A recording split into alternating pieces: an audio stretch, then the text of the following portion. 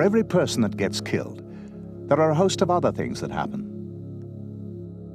The figures can vary according to conditions, but it's easy to imagine that for every death, there may be 10 incidents where someone is seriously hurt, maybe 100 where there are more minor injuries, and maybe 1,000 hazardous occurrences where someone is nearly hurt.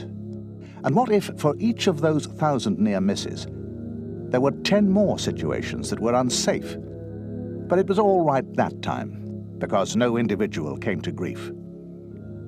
Any one of these events could end up with a death or serious injury. When you think of it that way, it's frightening the number of times every day you face the possibility of something really serious happening. So what could incidents like these mean to you? I could get hurt. It could affect my livelihood. My family could suffer. If an accident's even partly down to me, I might not get much compensation. Where would that leave them? Or I could end up with lots of extra work. We're a small crew. One missing person makes a lot of difference. I could get disciplined. If the ship gets damaged or delayed or something like that, I could even end up losing my job. Not everybody's that worried, though. I know what my job is. What's safety got to do with me? It's just not my responsibility, okay? Since when has it been part of my job? Different department. I'm not on the technical side. I'm not interested. I look out for myself. What do you want me to do? Tell on my friends just because they might be taking a few shortcuts? We don't get each other into trouble, okay? Half the time it's not even anyone I know. And if they're a higher rank than me, forget it. It's just not worth the hassle. Besides, we've got a safety officer, haven't we? It's his worry, not mine, okay? Does any of that sound familiar? So, who's responsible for safety on your ship? The safety officer? The officer of the watch? The chief engineer? The captain? No. If you want to know the answer to that one, look in the mirror.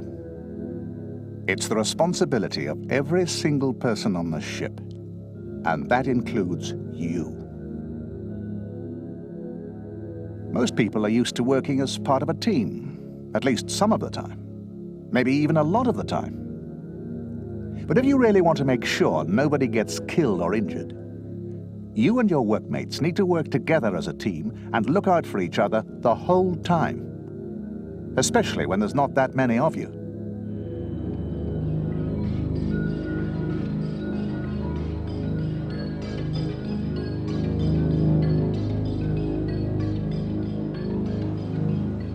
What happens if you do that?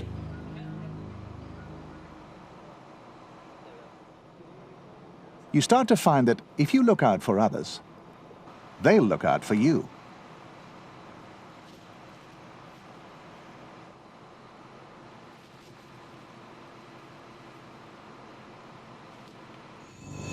The chances of you or any of your workmates getting hurt will be much less. The working atmosphere will get better.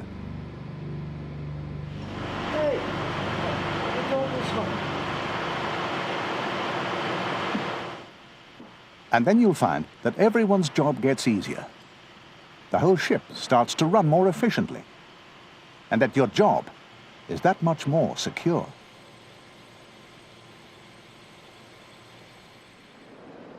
One question, though. What's the difference between the things we mentioned earlier, accidents and hazardous occurrences? Let's start by looking at the most common kinds of accidents. The most common of all are slips, trips, and falls.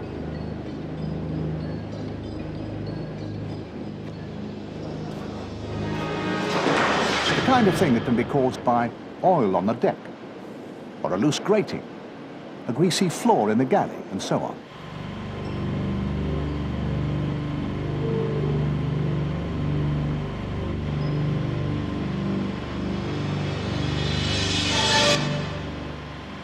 Then there are eye injuries. If you're not wearing goggles, you can get all sorts of stuff in your eyes. And there are back injuries. You could overdo the lifting. If you're trying to do a job by yourself that two people should be doing, for instance. Or you might just slip and put your back out.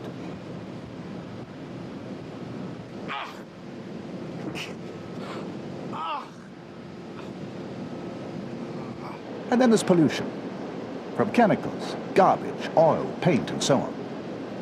You might not think that pollution's got as much to do with you as the other things we've mentioned, but if the ship is delayed or fined because of a pollution incident, and you lose your job because of it, you may start to feel differently about it.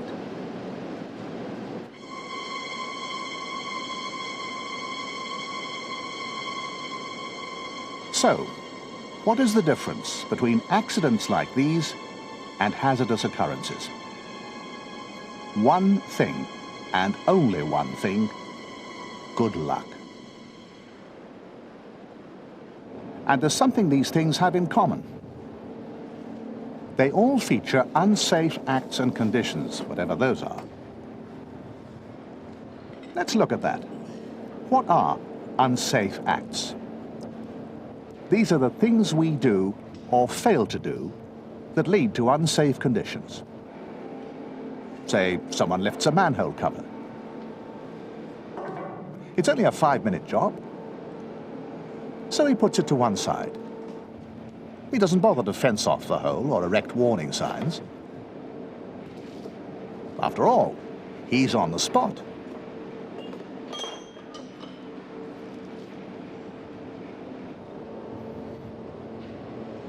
Then he finds he needs a different spanner and goes away for a second to get one. Someone else comes along, trips on the edge of the hole, and has a serious fall. The unsafe act, that's to say, leaving the manhole open and unfenced, led to an unsafe condition, and that led to an accident, and probably an injury. So what are unsafe conditions? These are usually the results of unsafe acts. The fact of the manhole being open and unfenced was an unsafe condition. Without one of these, there cannot be an accident.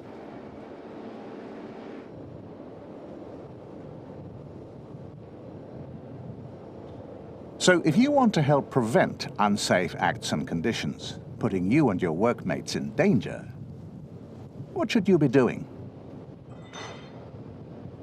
Most important of all, take the initiative. Don't just wait for something to go wrong. Give yourself time to review the safety aspects of any job. The questions you should ask yourself are ones like, is the area safe? Is there the right number of people for the job?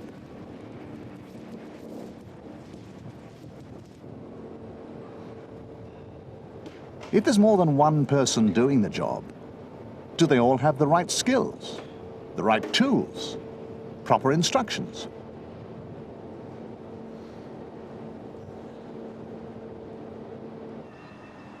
Be aware of your surroundings. Be on the lookout for unsafe acts, unsafe conditions, and so on, even if you've got a permit. Is your safety equipment ready and usable? Do you know how to use it and when? Never stop thinking about safety and asking yourself questions. What's that red button for? Why is that grating up? Why is that warning lamp out? Many unsafe conditions are not as easy to spot as you might expect. For instance, are you taking the movement of the ship into account? If you haven't, that could end up with one of your tools falling on someone. Hey, careful! Or you yourself falling, if you're not wearing a safety harness. Or perhaps your torch batteries are low.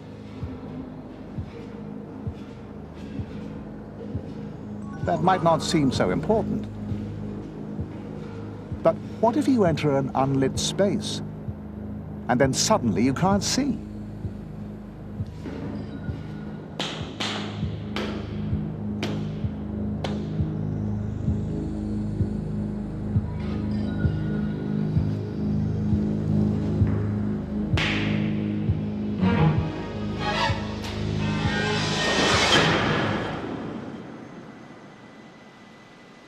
What can go wrong? What can be overlooked? A bolt could shear while being tightened. A wire could snag or ride awkwardly on a drum. Somebody might need to get by in a hurry. The general alarm might sound. The unexpected can happen.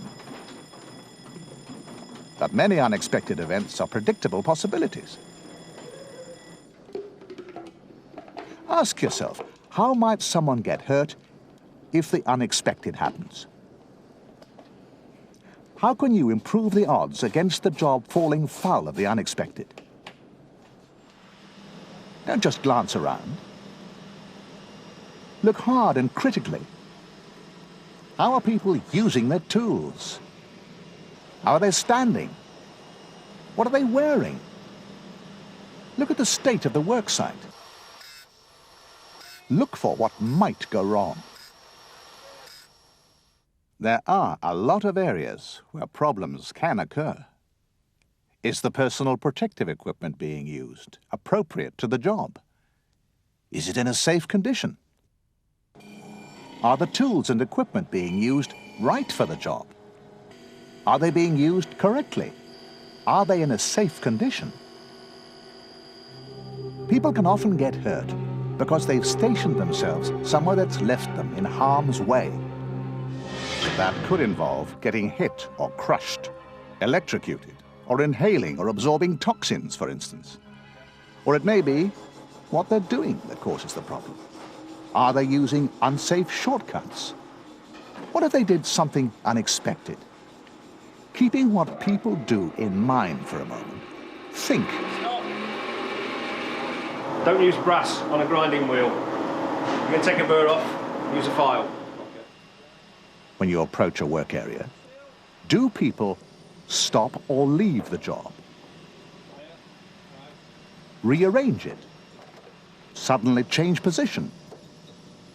Adjust or start using protective equipment? Change tools? Attach earths? If they do, this can often mean something was wrong. The person concerned knows it was wrong and has a poor attitude to safety. He only corrected it because he saw you coming. If you hadn't seen it, he'd have gone on behaving unsafely. If anything like this happens, find out why, and then sort out whatever's wrong before it can cause an accident. Do something about the person who isn't wearing the right protective equipment. Get the damaged tool changed for a good one. Get safety barriers erected. Get the site cleaned and tidied, and so on. If you think procedures need to be altered, then make it your business to see that that happens. How do you cope with what looks like a problem? For instance, how do you deal with this man using an angle grinder unsafely? How can you sort things out in a way which doesn't cause offense or make the situation more difficult for either of you? This may be even more complicated in a situation where there are issues around different cultures, nationalities, ranks, or departments. The answer is to have a no-blame culture. That's to say, a working atmosphere which is about helping the people around you to give their best and getting the job done safely. It's not one where it's only about concentrating all your effort on finding and punishing the guilty party whenever something goes wrong. So first try and deal with the matter directly. If you see anyone doing something unsafe, tell them about it. Sometimes this can cause problems. But if it's clear you're trying to be helpful rather than just being critical, it's usually accepted in a friendly way. If you've fixed a problem yourself, report it. It's useful information which could help prevent other incidents. And if it's something you can't fix yourself, again, report it. It's important to remember that the purpose of reporting something is to prevent it happening again. It's not to lay blame or to punish. The reporting system is designed for everyone to use. It helps you to think about basic causes and remedies, and to make those remedies work. It alerts others to things that may affect them. It highlights problems with plant, equipment, or procedures that could otherwise go unnoticed until the worst happens. It's too late, and someone is hurt. And it shows that you're on the ball. What's more, the fact that many more ships are covered by ISM now means that it's more likely that action will be taken about what you've reported.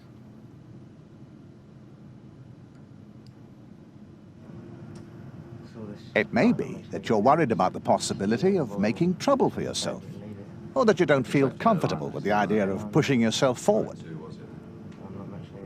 If that's so, don't forget that you can tell the ship's safety officer about something you've seen without naming any names.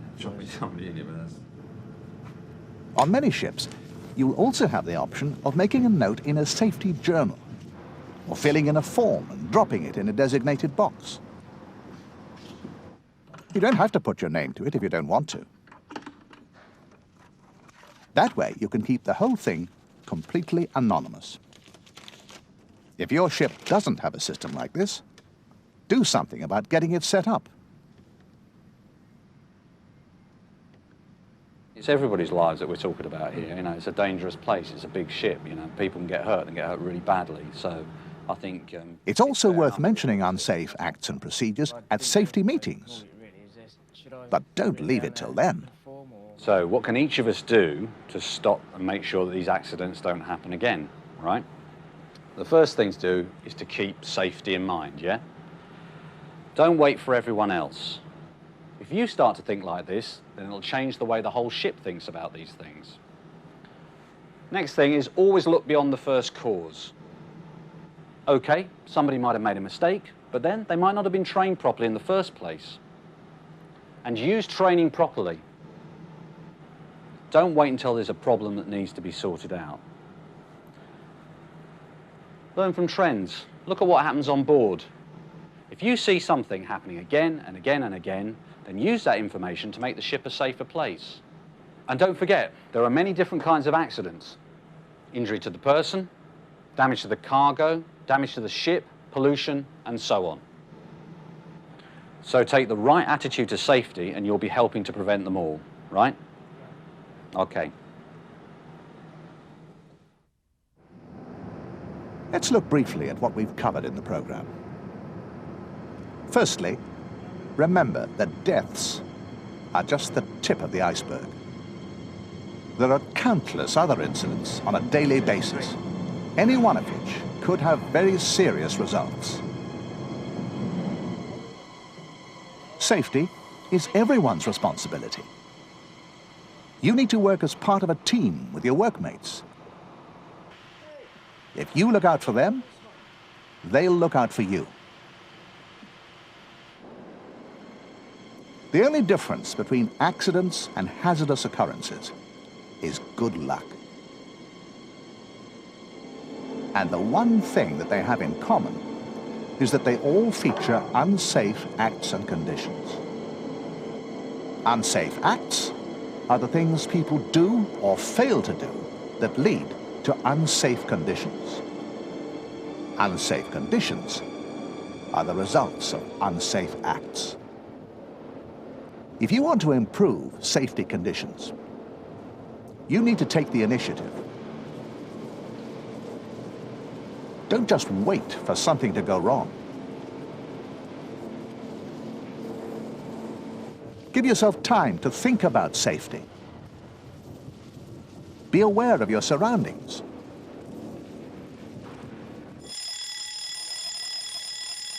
And remember, the unexpected can happen. If something's wrong, sort out whatever it is before it can cause an accident. Aim for a no-blame culture.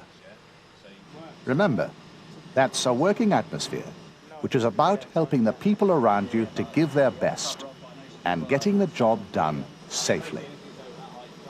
In the first instance, try and deal with the matter directly. If you can't put it right yourself, report it. The purpose of reporting something is to prevent it happening again. It's not to lay blame or to punish. If you're worried about making trouble for yourself, don't name names and report what you saw anonymously.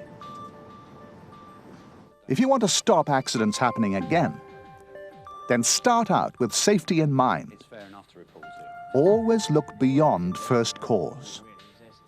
Use training properly. And make sure you learn from things that keep going wrong. Follow these guidelines, and you'll find that as your ship becomes a safer place to be, it's much less likely that you'll have a serious incident on board. And as a result, your ship will become a much better place to live and work.